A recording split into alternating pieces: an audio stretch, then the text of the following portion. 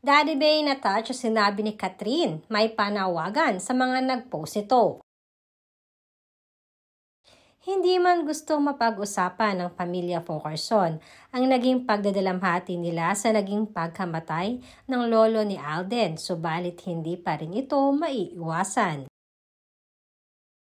Dahil kahapon nga ay meron isang bisita ang mga Fulkerson na nag-post ng mga pictures nila Catherine Bernardo kasama ang sister nito at pamangkin at ganoon na rin si Joros Gamboa sa nasabing lamay.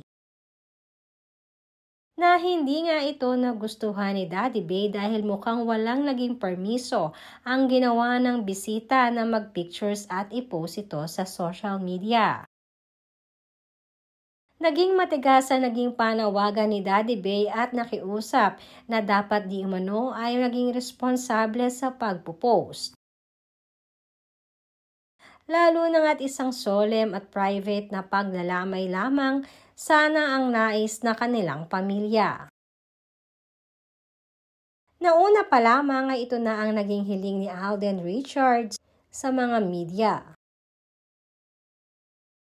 Ganun pa man, marami naman na nakakita kung gaano na-touch at talaga namang todo ang pag-appreciate ng daddy ni Alden na si Daddy Bay sa naging pagdalaw ni Catherine Bernardo sa burol ng lolo ni Alden.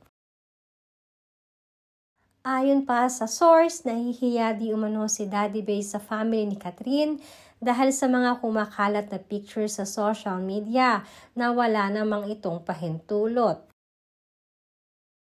Nais lamang di umanong protektahan ni Daddy Bay ang privacy ni Catherine Bernardo sa nasabing lamay. At ayaw pa nitong mabigyan ng kahit anong kulay or intriga ang nasabing pagdalaw ni Catherine Bernardo.